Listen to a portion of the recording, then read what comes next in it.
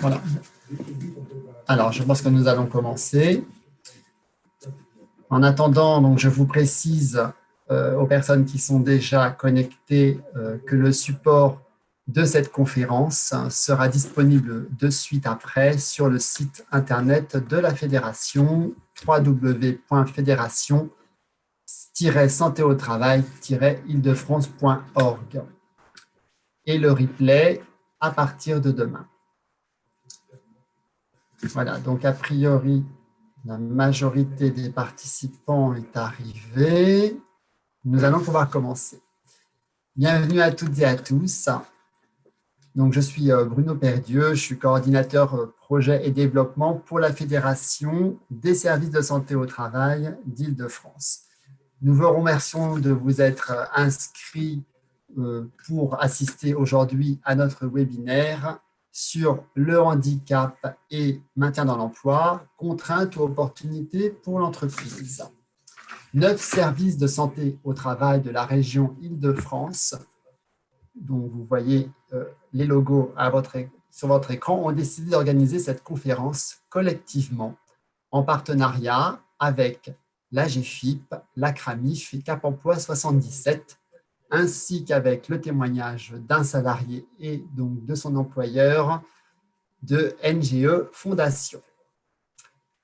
La thématique d'aujourd'hui porte donc sur le maintien en emploi et plus précisément sur la mobilisation des différents acteurs et les dispositifs d'aide à la remobilisation pour un salarié ayant des difficultés de santé. C'est dans le cadre de cette semaine européenne de l'emploi des personnes handicapées qu'à partir de l'expérience réussie de ce salarié et de son employeur, l'ensemble des acteurs qui ont participé au maintien dans l'emploi vont vous présenter au cours d'une table ronde la démarche et les dispositifs mobilisables. Je vous présente donc nos conférenciers qui seront accompagnés de professionnels de santé au travail qui répondront à vos questions posées en ligne. Donc, pour répondre en ligne, nous aurons le docteur Mounir Guedban, médecin du travail, coordinateur service de santé de SIAMT, Madame Claire Lebaille, ergonome au service de santé au travail de SIAMT, Madame Sophie Prigent, infirmière de santé au travail de SIAMT, et nous avons aussi Madame Céline Roux, déléguée générale donc, de la Fédération, qui sera en ligne pour répondre à vos questions, ainsi que moi-même. Donc, nos conférenciers seront Madame Marie-Cécile Kavenaghi, responsable des ressources humaines de l'entreprise NGE Fondation, Monsieur Demba Sumbunu, donc, qui est le salarié expert dont vous pourrez voir le témoignage lors d'un petit film court. Le docteur Vinengo, ici présent, directeur général et médecin du travail au SIAMT. Nous avons Madame Céline Leblond, qui est coordinatrice Cap Emploi 77. Monsieur Lawari Meradbi, délégué régional d'Île-de-France à la GFIP. Et Monsieur Benjamin Berton, directeur de l'action sanitaire sociale et d'autonomie CRAMIF. Avec nous, le docteur Karine Ferrand, qui est médecin du travail, référent prévention de la désinsertion professionnelle du service de santé au travail à Métif, qui sera notre animatrice. Avant de commencer, pour poser vos questions en ligne, vous pouvez cliquer sur le bouton Q&R que vous voyez là sur votre écran et une fenêtre de dialogue s'ouvre. Vous inscrivez votre question en cliquant ensuite sur « Envoyer ». Elle nous parvient à notre équipe en backup. Donc, nous vous répondrons et nous transmettons aussi à nos intervenants les questions. Je laisse maintenant la parole au docteur Karine Ferrand qui va animer cette table ronde. Bonjour à tous, je suis effectivement le docteur Karine Ferrand. Je suis médecin du travail au sein de la Métif à Osny. Et j'ai aussi le privilège d'être référente de la prévention de la désinsertion professionnelle. Alors moi, je préfère parler de maintien en emploi parce que c'est beaucoup plus parlant pour nos salariés et pour nos entreprises adhérentes. En tout cas, je suis très fière qu'on m'ait demandé d'animer aujourd'hui cette session qui me paraît capitale puisqu'aujourd'hui, effectivement, et particulièrement pendant cette période de crise sanitaire inédite, nous sommes soumis à des problématiques de maintien en emploi en rapport avec des problématiques de santé qui sont parfois un petit peu oubliées en ce moment.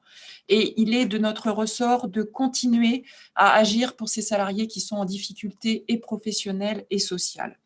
Alors, de façon historique, nous sommes un relais important et je dirais capital pour nos entreprises adhérentes et nos salariés pour travailler et être le pivot au sein de réseaux avec lesquels nous fonctionnons de façon très, très pratico-pratique, puisque nous avons chacun dans nos départements établi des réseaux avec les Cap Emploi, avec les MDPH, avec la GFIP, avec la CRAMIF. Et aujourd'hui, nous sommes en capacité de travailler de façon très fonctionnelle avec eux au service de nos entreprises adhérentes et de nos salariés. Et c'est important aujourd'hui ce témoignage du service rendu par nos services de santé au travail envers nos salariés. Nous avons depuis déjà quelques années proposer des groupes de travail en relation avec la Directe et la CRAMIF, qui est ce qu'on appelle des groupes CEPOM, dont un se fait autour du maintien en emploi. Et nous participons avec ces cellules en groupe pluridisciplinaire, puisque maintenant, bien sûr, la médecine du travail est devenue le service de santé au travail, et nous intervenons avec différents intervenants de nos services pour ces actions. Et nous allons donc tout d'abord vous illustrer les différentes actions que nous pouvons avoir au sein de nos services. Une action pratico-pratique avec un des salariés qui a été suivi par le docteur Gueddam. Et nous allons tout de suite, du coup, voir ce film.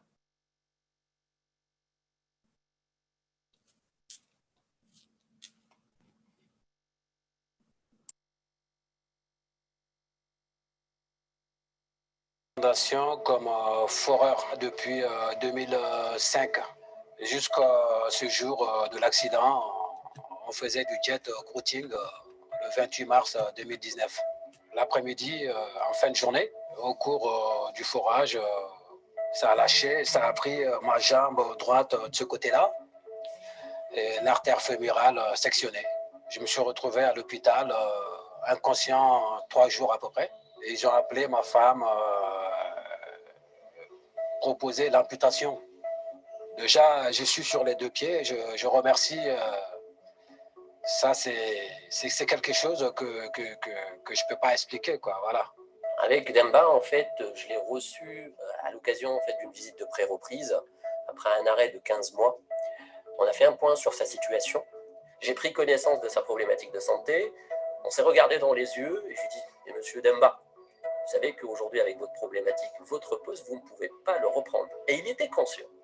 Donc à ce moment-là, j'ai proposé à monsieur Sombounou en fait, de mobiliser un dispositif de l'assurance maladie qui s'appelle l'essai encadré, qui est un dispositif en fait, qui permet de préparer le retour dans l'emploi durant l'arrêt de travail. Donc, ce qui permet, en fait, c'est un dispositif qui est soumis à l'accord de l'employeur. Aujourd'hui, il faut impliquer l'entreprise dans le retour dans l'emploi de son salarié, du salarié, du médecin traitant et également du médecin du travail et de l'assurance maladie par la suite. Le médecin du travail m'a sollicité là, fin juillet. Donc, suite à sa demande, moi, j'ai contacté l'employeur dans un premier temps pour vraiment bien valider avec l'employeur les possibilités de reclassement, puisque le poste précédent était impossible. L'essai encadré, ça permet d'identifier les besoins d'aménagement, ça permet d'essayer un nouveau poste, donc là, c'était le cas. Et effectivement, on a pu identifier pendant l'essai encadré qu'il était absolument nécessaire qu'il puisse disposer d'un véhicule en boîte automatique, puisque donc il y a des chantiers qu'il est amené à visiter sur toute l'Île-de-France et même, je crois, au-delà. Et donc, étant donné sa problématique de santé, c'était important qu'il puisse avoir cette aide voilà, sur véhicule. De toute façon, il n'y a pas 36 solutions, il faut aller sur le terrain, il faut voir, parce qu'il y a le travail prescrit et le travail réel, qui sont souvent deux choses complètement différentes. Donc nous, ce qu'il faut qu'on fasse, c'est y aller, c'est venir voir comment travaille le salarié, se rendre compte vraiment des conditions de travail auxquelles il est confronté, du matériel, les cadences. Il y a certains travailleurs, c'est des cadences imposées qui peuvent être difficiles à tenir. Comment ça fonctionne après? Donc, on va leur proposer un poste, un ou plusieurs postes, suivant le bilan de compétences qu'ils ont eu, suivant l'essai encadré. Ça peut être juste un aménagement de poste ou carrément un autre poste, complètement différent au sein même de l'entreprise ou d'une autre entreprise d'ailleurs. Et ça permet aux salariés de continuer à travailler dans le respect de ses capacités physiques. Ce qui est important, c'est le maintien en emploi, c'est de lui permettre de continuer à travailler. Le travail, c'est aussi un lien social qui a été brisé pour Demba pendant son arrêt. Il a été hospitalisé, il a été à domicile, il était limité dans ses mouvements. Donc, quand il n'y a plus de travail, le lien social est brisé aussi, notamment. Du coup, ce qui est important pour nous, c'est de leur permettre de récupérer une vie sociale, de retravailler, de se sentir utile aussi, parce que le travail, c'est aussi une valorisation de soi-même, de ses compétences. Et ce qui est important, c'est de permettre aux gens de continuer à travailler et de limiter la désinsertion professionnelle. 95% des inaptitudes aboutissent à un licenciement. Et vraiment, ce dispositif-là nous a permis d'éviter son inaptitude et son exclusion socio-professionnelle. L'essai encadré vous permet en fait d'être acteur du retour dans l'emploi de votre salarié. C'est-à-dire, au lieu de subir les préconisations du médecin du travail à la visite de reprise, vous allez construire les conditions de reprise de votre salarié avec le médecin du travail, avec le salarié, avec tous les acteurs du maintien dans l'emploi. Bien évidemment, moi je conseillerais cette période d'essai encadré. Je le rappelle, je ne la connaissais pas du tout avant qu'elle nous soit proposée par le CIAMT. C'est quelque chose de pratique, facile à mettre en place, qui favorise la concertation et qui est aussi un véritable outil d'intégration des collaborateurs qui ont subi un drame comme un accident du travail. Les avantages de ces dispositifs sont évidents, en tout cas pour l'entreprise et pour le salarié, c'est que véritablement il y a un accompagnement en amont avant une reprise effective à 100% à son travail. On a véritablement un appui, un conseil, l'ensemble des partenaires du CIAMT, de l'ergonome, de l'infirmière, etc. Donc ça, c'est très appréciable. Et puis, ça permet surtout aussi aux collaborateurs de ne pas se sentir oubliés. Ce n'est pas parce qu'on a vécu un drame, un traumatisme, un accident du travail est toujours un traumatisme, une longue période d'arrêt maladie, que ça y est, on est oublié. Demba fait partie de l'entreprise et continue à en faire partie et on fait en sorte de l'accompagner au mieux au gré de son état de santé. C'est vrai que sur une situation de maintien dans l'emploi, ce qui est important, c'est qu'effectivement, il faut qu'on ait un salarié qui soit motivé à rester dans son entreprise et aussi à être moteur, à trouver des solutions pour être maintenu.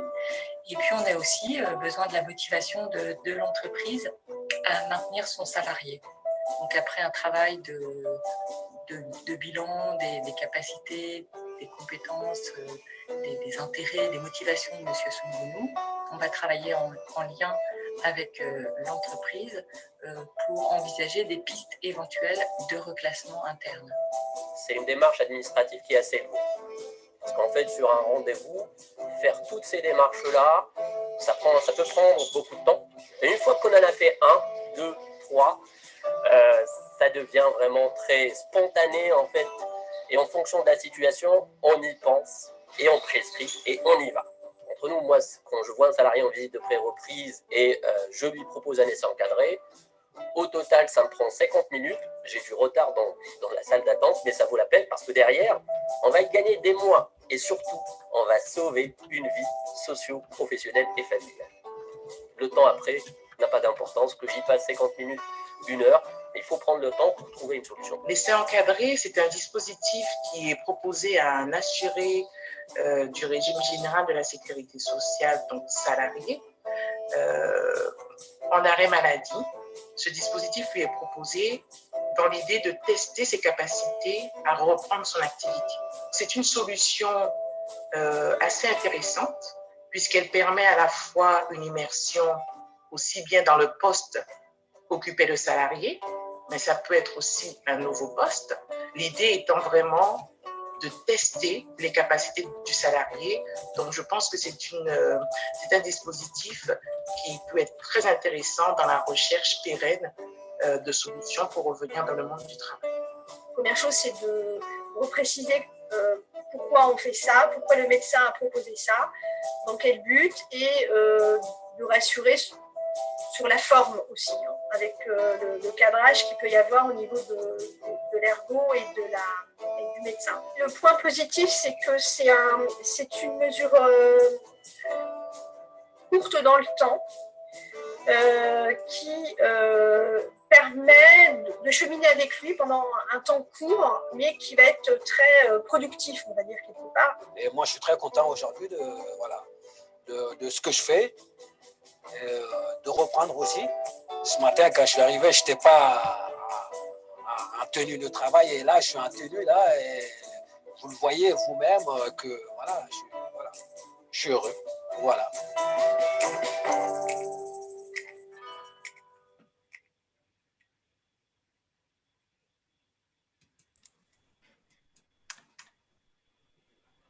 Je reprends la main du coup. Alors merci à Mounir pour cet excellent exemple de maintien en emploi. Effectivement, pour l'avoir déjà pratiqué à de nombreuses reprises, l'essai encadré est un excellent dispositif qui, en plus de façon récente, s'est allongé dans le temps, donc nous permet de mieux aborder les problématiques du salarié sur un possible retour en emploi. Et on voit bien tout le réseau qui s'est construit autour du salarié avec le médecin du travail pivot et acteur de ce réseau, et surtout le salarié. Alors, je ne sais pas si M. Soumbounou est là avec nous ce matin et s'il peut nous donner ses impressions à chaud à la suite de ce film. Êtes-vous là?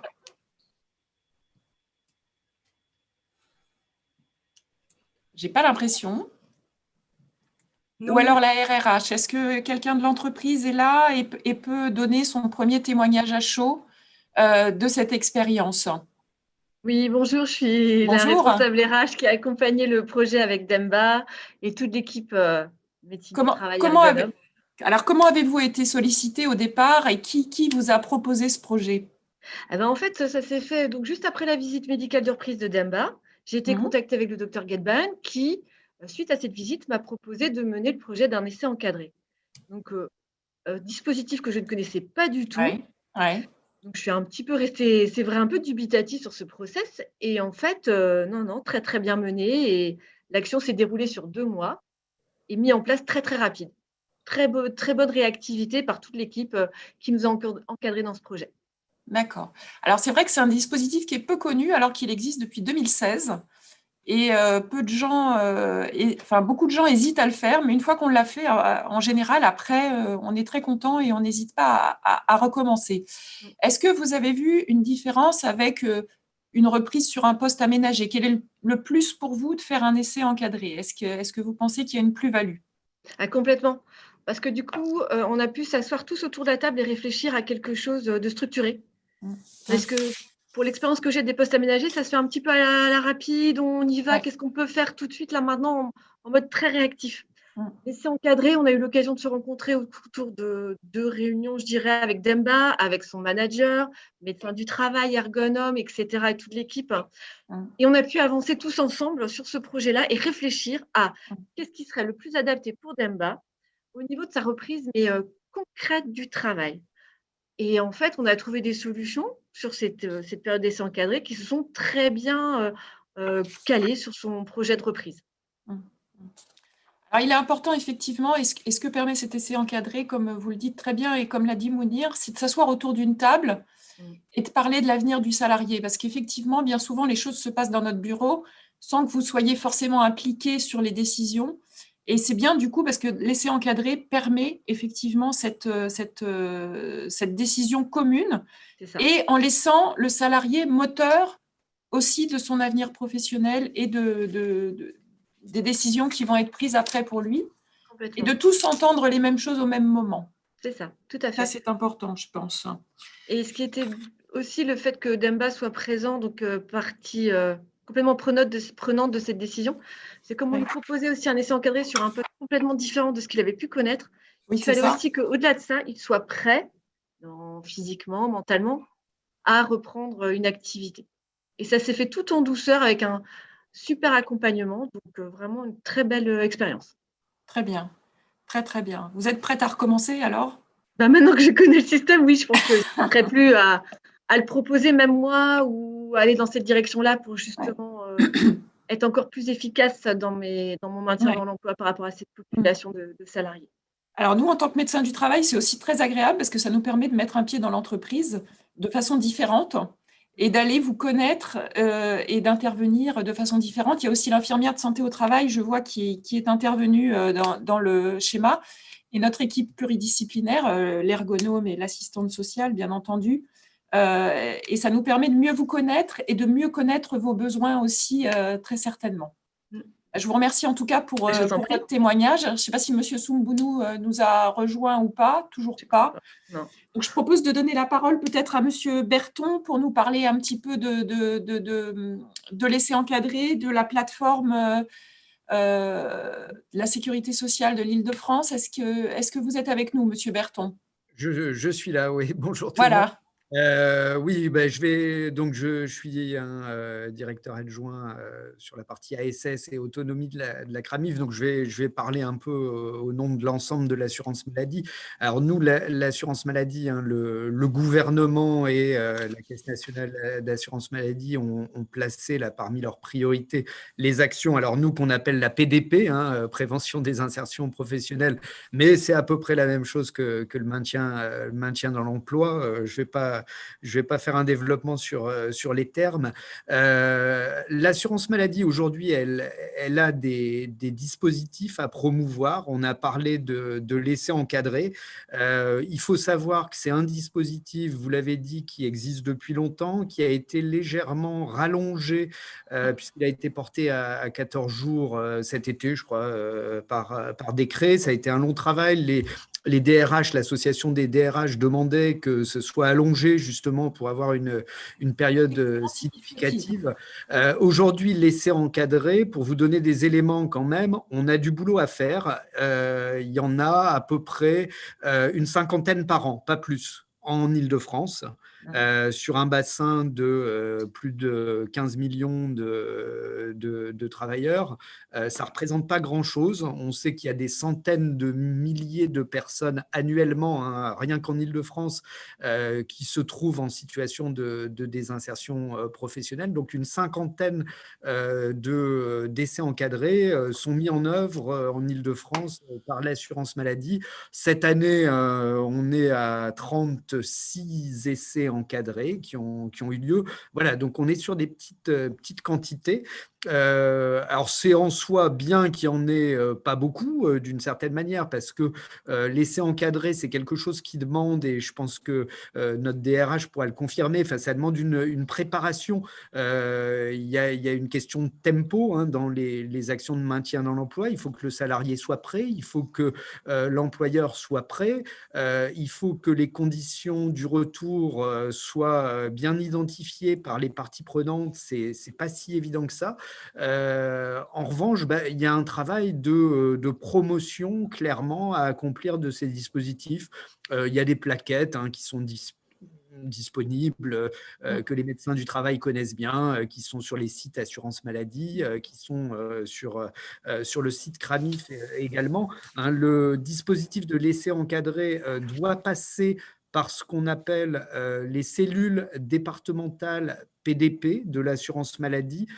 Ces cellules-là ont autorité pour valider l'essai encadré. Donc, l'essai encadré doit être présenté par une partie, généralement le médecin du travail, l'assistante sociale de la CRAMIF peut être un relais autour de ça. On l'a vu dans l'interview.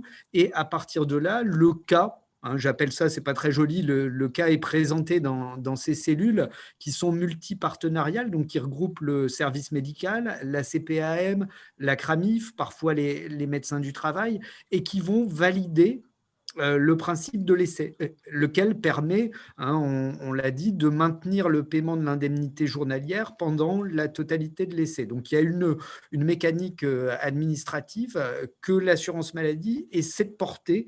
On voudrait en faire plus parce qu'on pense que c'est une vraie bonne formule pour préparer des situations de maintien dans l'emploi. Je voudrais terminer pour ne pas être trop long autour de ça en disant que l'essai encadré n'est pas le seul dispositif. Hein, on est sur une semaine, hein, qui évoque aussi l'emploi de personnes handicapées. L'assurance maladie a d'autres dispositifs plus lourds pour certains, tels que le contrat de rééducation professionnelle en entreprise. Il y a pas mal de dispositifs. Ces dispositifs sont un peu techniques parfois, assez méconnus. Hein. Si je regarde mes stats, on a des dispositifs, on en fait 2, 3 par an. On essaie de jouer au niveau de la CRAMIF ce rôle de promotion. En fait, ce qu'on essaie de faire valoir, c'est vraiment l'idée d'un parcours attentionné autour des situations, et c'est le positionnement de l'assurance maladie aujourd'hui et dans le futur. Il va être là-dessus, c'est-à-dire de permettre aux DRH, de permettre aux médecins du travail de contacter ces plateformes départementales PDP pour dire, ben voilà, j'ai une situation, j'ai un employeur qui est prêt à investir de l'énergie, du temps, parfois de l'argent sur le maintien en emploi d'une personne. Alors, en situation de handicap reconnu ou pas, hein, c'est pas, il y a des dispositifs qui correspondent aux différents statuts. On veut qu'il y ait une attention particulière sur cette situation et on va s'attacher à trouver un équilibre des mesures qui vont rendre ça possible. Alors, évidemment, on est autour de la table, il y a la GFIP, il y a des financeurs, il y a des facilitateurs administratifs et c'est le rôle de l'assurance maladie. L'idée étant d'avoir une réponse personnalisée pour chaque travailleur en fonction, je disais tout à l'heure, de son tempo, de la maladie, de l'AT qu'il a pu avoir, de ses capacités résiduelles. Donc à la CRAMIF, de la même manière, hein, on a une équipe qui s'appelle Escavi, on a une dizaine d'ergothérapeutes et d'ergonomes qui sont capables aussi d'intervenir en complément pour aider les médecins du travail sur des aménagements de poste, etc. Voilà, on est capable d'offrir du service aussi autour de ça, mais c'est toujours en complémentarité avec tout le monde. Donc, dispositif, oui, mais me semble-t-il surtout cette idée d'interpeller les institutionnels comme moi pour faire à chaque fois du sur-mesure et essayer de mobiliser tous les dispositifs, tous les outils qui sont à notre disposition, et ils sont nombreux sur ces situations-là. Moi, j'ai été DRH pendant quelques années à la sécurité sociale, et c'est vrai que souvent, en tant que DRH, on patauge un peu dans ces qu'est-ce qu'on peut faire. On a souvent envie d'aider, et on n'est jamais totalement au clair sur tous les moyens qui existent, et l'assurance maladie, entre autres, les services de santé au travail sont là pour renseigner et ouvrir des possibles sur ça. Alors effectivement, je vous remercie, Monsieur Berton. Je pense que, alors parfois, les dispositifs peuvent paraître administrativement lourds, mais ils ne le sont pas quand on a effectivement le réseau que l'on peut avoir travaillé ensemble et que nous travaillons au jour le jour en tant que référent prévention de la désinsertion professionnelle. Et il faut que les entreprises n'hésitent pas à venir vers nous, y compris les salariés, car nous, en tant que référents PDP, puisque maintenant dans chaque service, il y a un groupe CPOM PDP, nous sommes à même de renseigner et de connaître la bonne personne pour que le dossier aille vite, pour qu'on puisse faire que les choses aillent rapidement et que tout se passe bien. Donc effectivement, nous sommes les interlocuteurs. Je dirais qu'on est un petit peu une plateforme d'échange d'ores et déjà pour ces problématiques, et nous connaissons bien vos dispositifs, voilà, et nous essayons d'ailleurs de les vendre entre guillemets au maximum. Je vous remercie pour votre intervention et je voulais donner la parole maintenant au Cap Emploi, parce que moi souvent quand j'ai des essais encadrés à organiser, je n'hésite pas à faire appel au Cap Emploi pour m'aider dans la mise en place du projet. Je voulais savoir là comment vous êtes intervenu, vous, Cap Emploi, dans l'organisation de cet essai encadré. Oui, merci. Bonjour à tous. Bonjour. Alors effectivement, le Cap Emploi, on a été sollicité pour cette situation. Alors là, on a été sollicité parce que ça dépend vraiment selon les situations, mais pour la situation de Monsieur Soumbounou, on a été sollicité au moment de la mise en place et de la restitution de l'essai encadré. Alors c'est vrai que pour l'entreprise, je pense que cette notion de mise en place de l'essai encadré est assez transparente. Hein, l'entreprise signe, mais le travail en amont a été effectué. Alors là, ça a été par Claire Lebaille, me semble-t-il, puisque c'est Claire qui nous avait sollicité. Ce qu'on voit, c'est que dans des situations de maintien, on a vraiment un travail partenarial. On a l'acteur pivot qui est le médecin du travail avec son équipe pluridisciplinaire et qui sollicite les différents acteurs. Et les différents acteurs, comme le Cap Emploi, est là pour faciliter la gestion de ces situations, d'être en support pour chacun des acteurs, le médecin du travail, l'entreprise et le salarié. Ce qui me semblait important comme message pour l'entreprise, et puis Madame Kavenagi l'a bien dit, c'est que sur le maintien dans l'emploi, ce qui est important lorsqu'on a un salarié qui est en arrêt, c'est de travailler en amont de sa reprise, et l'essai encadré peut effectivement se mettre durant l'arrêt maladie du salarié. Ce qui n'est pas forcément un réflexe qu'on peut avoir, qu'on a, parce qu'on se dit mon salarié est en arrêt, je vais attendre la reprise et les recommandations du médecin du travail. Et là, le docteur Gelban nous l'avait bien dit, ce qui est important, c'est de ne pas subir les préconisations du médecin du travail, mais d'être acteur aussi pour apporter les solutions. Et l'essai encadré, puisque c'est ce dispositif-là dont on parle ce matin, permet aux salariés, pendant son arrêt, de remettre un pas aussi dans son entreprise, parce que lui, il subit aussi la situation. Hein. Là, on voit, il y a eu un accident du travail qui, en plus, fait qu'il n'est pas sûr de pouvoir reprendre son poste. Et pendant ce temps, il est dans les soins, il est plus trop dans son entreprise, il est plein d'incertitudes quant à sa reprise et à est-ce qu'il aura encore une place aussi dans sa structure. Donc, l'essai encadré permet aux salariés de remettre un pas dans son entreprise.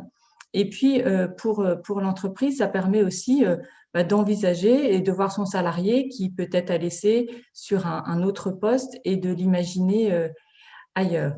Donc, pour moi, cet essai encadré, c'est souvent un premier pas pour la réflexion concertée avec l'ensemble des acteurs. Et nous, Cap Emploi, on intervient à ce moment-là pour aussi mettre en œuvre les dispositifs, les aides qui existent, hein, puisque le Cap Emploi peut accompagner le salarié lorsque celui-ci a fait la démarche d'être reconnu travailleur handicapé. Hein. On peut accompagner à partir du moment où le salarié a fait cette démarche. On n'a pas forcément déjà le statut, mais la démarche est engagée. Et on peut, de ce fait, dans cette réflexion commune, de proposer aussi tout autre dispositif qui peut être adapté à la situation individuelle, hein, puisque sur ce type de situation dans le maintien dans l'emploi, on est sur une situation individuelle et à chacun d'être inventif pour mettre en œuvre les solutions.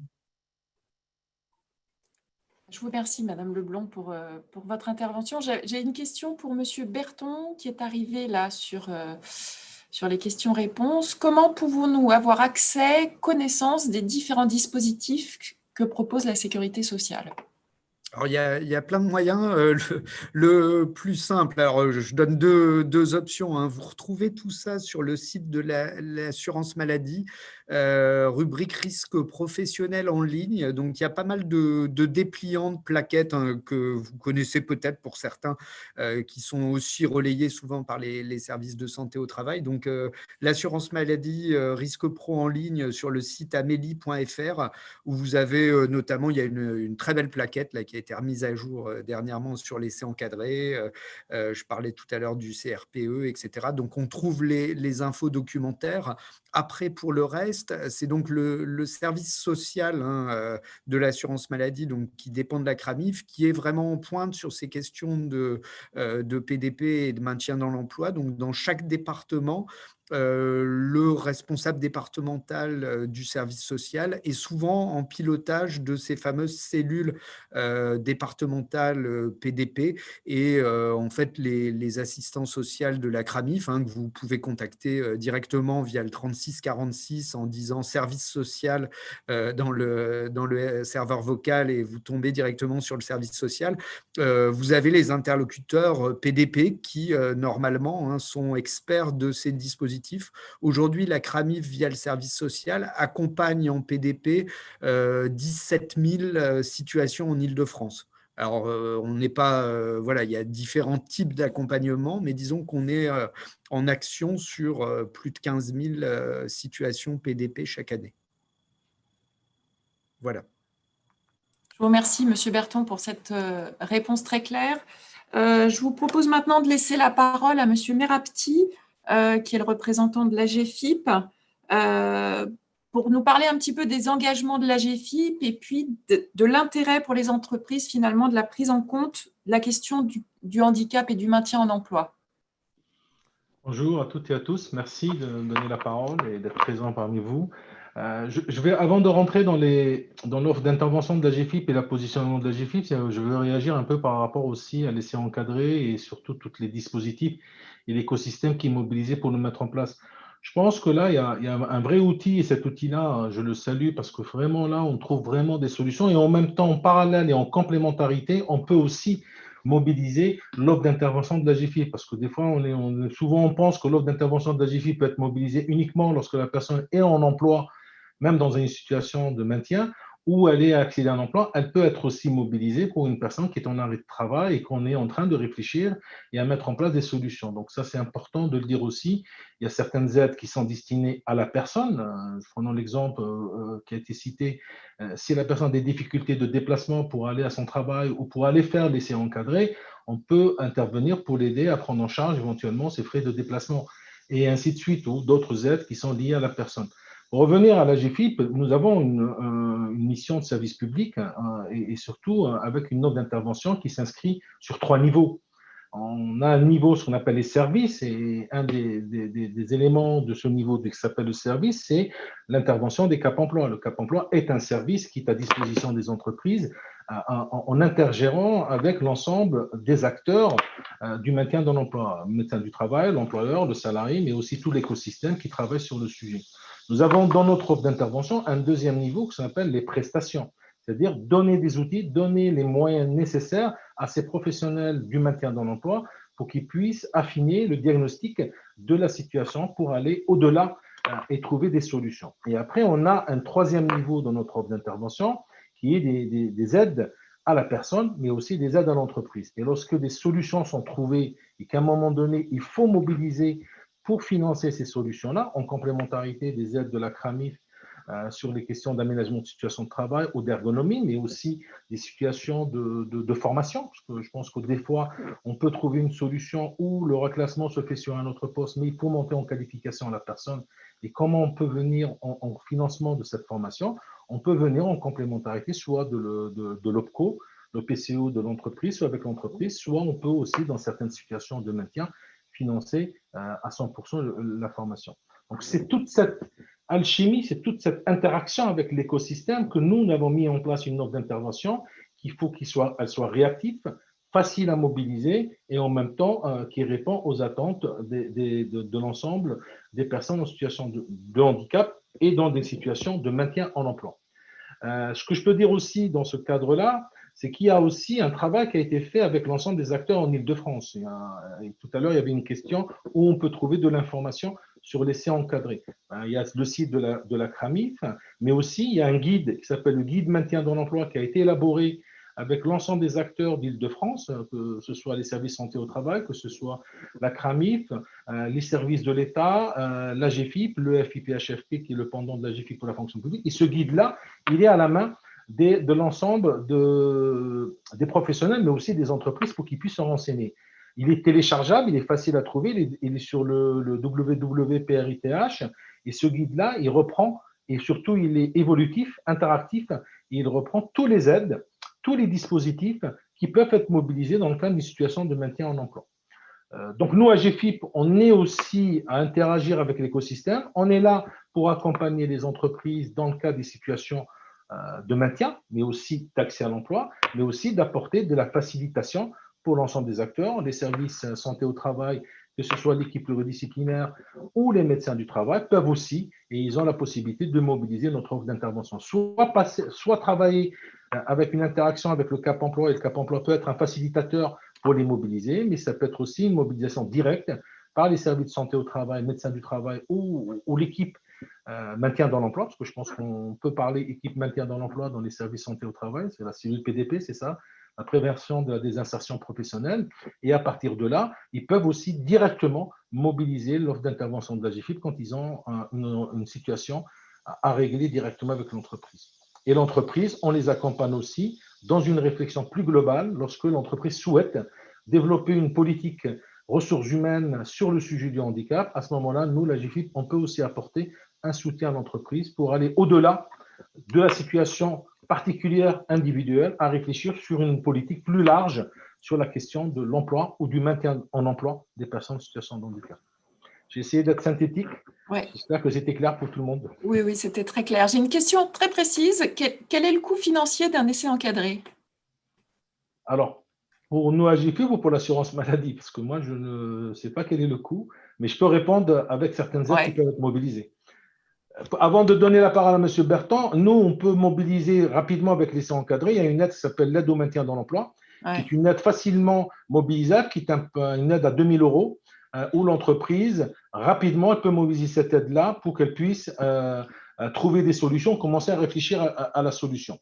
Là, ça tombe bien avec la pandémie, cette aide, elle peut être renouvelable lorsque la solution a été différée ou l'entreprise, elle veut aller au-delà d'autres solutions. Donc, on peut aussi la renouveler, mais aussi il y a d'autres aides qui peuvent être mobilisées. Mais l'aide spécifique en lien avec l'essai encadré, c'est cette aide qui s'appelle maintien dans l'emploi qui est de 2 000 € pour l'entreprise. D'accord. Oui, pour l'assurance maladie, hein, le coût de l'essai encadré et le coût du maintien de l'indemnité journalière. Voilà, donc c'est un coût qui est modeste par rapport à ce que je vous disais, le nombre d'essais encadrés. Et l'assurance maladie promeut ça parce que ce qui nous intéresse, c'est évidemment, comme tout le monde, d'éviter les situations d'arrêt maladie qui durent longtemps, etc. Donc si avec 14 jours, vous mettez fin à l'issue à un arrêt maladie long et que la personne retrouve un emploi, évidemment, en termes de gestion du risque, c'est un excellent investissement pour l'assurance maladie. Oui, bien sûr. Alors, j'ai une question très, très générale, parce que là, on a vu plein d'intervenants, plein de gens, plein d'acteurs, le Cap Emploi, la MDPH, la GFIP. On voit que tout le monde peut intervenir dans le cadre des situations du handicap au travail. Les questions que doivent se poser les adhérents, je pense, c'est quels sont les rôles de chacun et à quel moment l'entreprise peut ou doit les solliciter. Voilà, peut-être que les gens sont un petit peu perdus, par qui ils passent. Alors, je ne sais pas qui veut prendre la parole et qui a une réponse à apporter à cette question qui me paraît intéressante.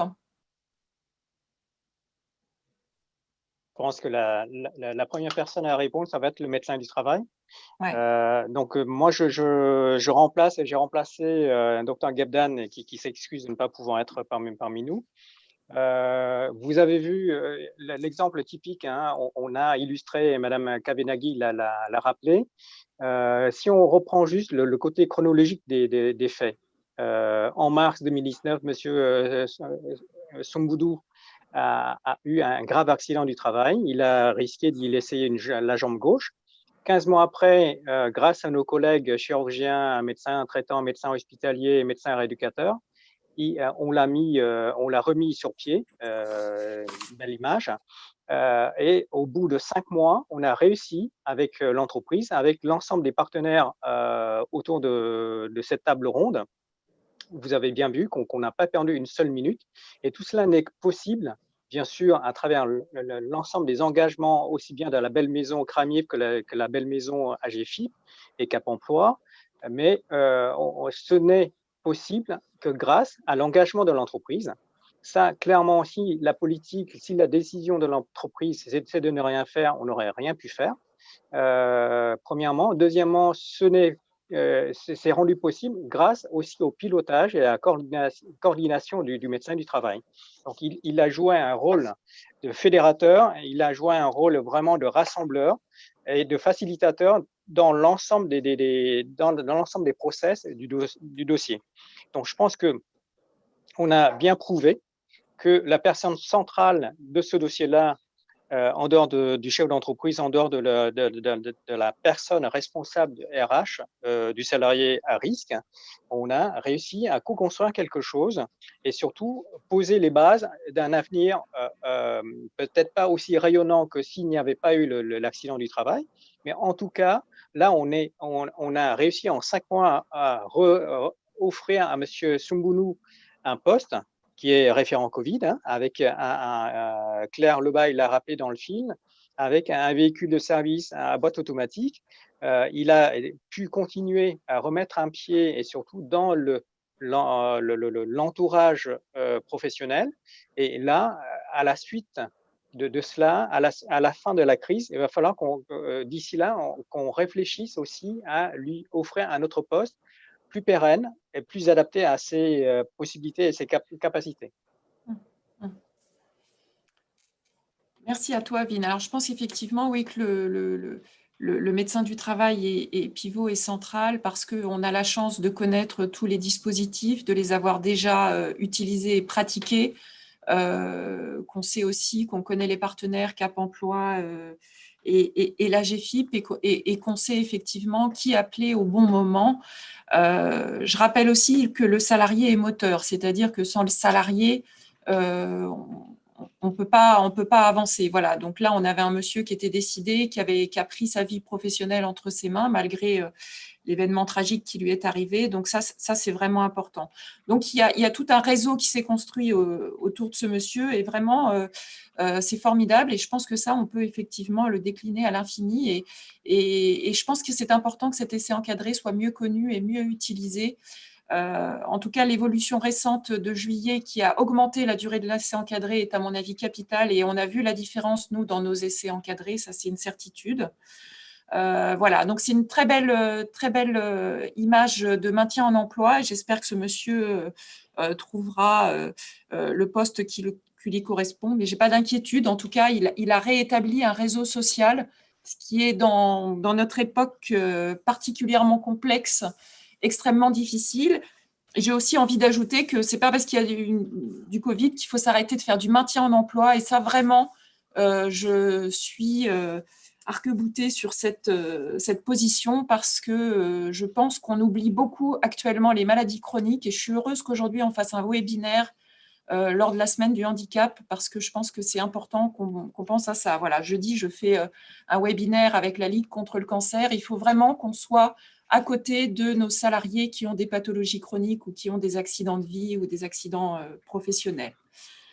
Est-ce que quelqu'un veut intervenir à une question ou quelque chose à rajouter par rapport à cette intervention? Je ne sais pas si Mounir a réussi à nous rejoindre, s'il veut nous donner une impression. Je n'ai pas l'impression qu'il ait réussi à se libérer. Allez-y, Madame Leblanc, je vous en prie. Oui, non, je me disais finalement, ce qui a aussi déclenché la possibilité de prise en charge de cette situation, c'est la visite de pré-reprise, où on a le salarié qui peut rencontrer le médecin du travail pendant son arrêt. Et c'est bien souvent cette visite de pré-reprise qui permet derrière de déclencher les choses. Ouais. Donc, une entreprise, même si elle ne peut pas contacter son salarié pendant l'arrêt, c'est toujours des situations qui sont des relations à tenir, mais qui ne sont pas toujours faciles. Mais l'entreprise peut, en tous les cas, informer aussi son salarié que pendant un arrêt de travail, il peut rencontrer le médecin du travail pour envisager au mieux sa reprise. Et c'est souvent ça qui fait que derrière, le médecin du travail va solliciter le Cap emploi pour accompagner la situation, va déclencher l'intervention de l'équipe pluridisciplinaire du service de santé au travail. C'est ça souvent qui déclenche les choses. Voilà. Sinon, un Cap emploi est souvent sollicité par le médecin du travail, hein, c'est principalement par lui, mais le Cap emploi peut aussi être sollicité directement par l'entreprise ou par le salarié ou par tout autre acteur du maintien. Et puis derrière, bien évidemment, le lien se fait entre le médecin du travail, le salarié et l'entreprise. Voilà, c'était juste pour répondre à la question. Vous avez tout à fait raison. La visite de pré-reprise est encore mal connue. Alors, elle est maintenant, c'est bien ancré chez les médecins conseils qui quand ils voient les salariés en arrêt, même de façon très précoce, nous envoient les salariés en visite de pré-reprise. Nous travaillons actuellement aussi sur le réseau de ville avec les médecins spécialistes, les médecins généralistes pour les informer de cette visite de pré-reprise, puisqu'elle ne peut être qu'à l'initiative du salarié, du médecin conseil ou bien du médecin traitant. Effectivement, l'employeur ne peut pas demander cette visite, mais il peut informer son salarié que cette visite existe, effectivement. Et c'est une visite qui est capitale pour nous, et plus précoce elle est, plus efficace elle est, puisqu'on peut agir très en amont et pouvoir vous solliciter. Alors, il y a une question qui est intéressante, qui est, si l'essai encadré n'est pas concluant, que se passe-t-il? Eh bien, je dirais que, pour moi, un essai encadré n'est jamais non concluant. C'est-à-dire que même si on dit que la personne n'est pas en capacité de reprendre, pour moi, c'est une étape importante. Ça permet à un salarié de faire le deuil d'une profession, d'une entreprise dans laquelle il a travaillé parfois longtemps, parfois même pas longtemps, mais en tout cas, c'est un métier qui lui tenait à cœur. Et c'est une démarche qui est indispensable sur le plan psychologique pour un salarié. Et moi, j'ai un essai pour lequel, effectivement, la conclusion a été, écoutez, ça n'est pas possible, vous ne pouvez pas reprendre dans cette entreprise et sur ce poste-là. Ça a permis aux salariés de faire le deuil et de se projeter sur une reconversion professionnelle. C'est-à-dire que les salariés, tant qu'ils ne sont pas dans la situation, ont du mal à se projeter et à se dire qu'effectivement, ça n'est plus possible pour eux. Donc, l'essai encadré, pour moi, est toujours concluant, quelle que soit la réponse, même si effectivement, c'est parfois une réponse qui ne plaît pas aux salariés et qui est difficile à entendre aussi pour l'entreprise, parce que se défaire d'un salarié, c'est jamais simple. Mais voilà, il y a toujours de toute façon une réponse à un essai encadré. C'est une question, j'ai vu une question sur la question de la reconnaissance qualité de travail handicapé. Il faudra aussi dire aux entreprises, ce n'est pas le document nécessaire autant, parce que ça peut être aussi, la personne peut être un accidenté du travail ou quelqu'un qui a une invalidité sécurité sociale et qui devient éligible à l'obligation d'emploi, que ce soit pour l'entreprise pour faire sa déclaration, mais aussi pour les salariés pour bénéficier des dispositifs, plus particulièrement des aides de la GFIP. Ce n'est pas parce qu'il ne faut pas passer directement par la case MDPH pour être reconnu bénéficiaire de l'obligation d'emploi. Je pense que c'est important aussi, dès que la personne est en arrêt de travail ou qui a une invalidité ou qui a un titre d'accident du travail, parce que suite à un accident du travail, elle est déjà éligible à l'ensemble des interventions. Et ça, c'est important parce qu'après, c'est une question personnelle, une démarche personnelle où la personne doit faire la démarche, soit auprès de l'MDPH, mais aussi de le dire. Mais ça, il faut laisser le temps à la personne de le communiquer auprès de son collectif de travail. Mais ça reste une question confidentielle entre le médecin du travail, mais aussi avec la DRH sur ce sujet-là. Oui, effectivement, là. Pardon, allez-y, Monsieur Berton, je vous en prie. Si je peux me permettre sur ces questions-là, encore une fois, les DRH ne doivent pas être nécessairement des experts en dispositif. On l'a dit, il faut se tourner vers la santé au travail qui fait le boulot dans ce cadre-là pour aiguiller, pour expliquer les dispositifs au sein de la santé au travail ou de la CRAMIF.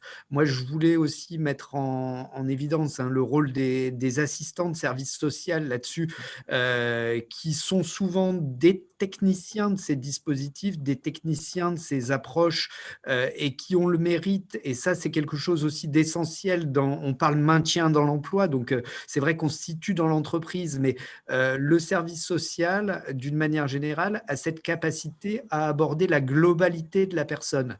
On n'a pas parlé de la vie du salarié dans l'exemple, mais bien souvent, on a parlé de l'essai l'essai encadré, on a parlé de la reprise du travail, mais le handicap ou la situation de perte d'autonomie implique un impact fort sur la vie du salarié, sur son transport, sur son trajet, etc.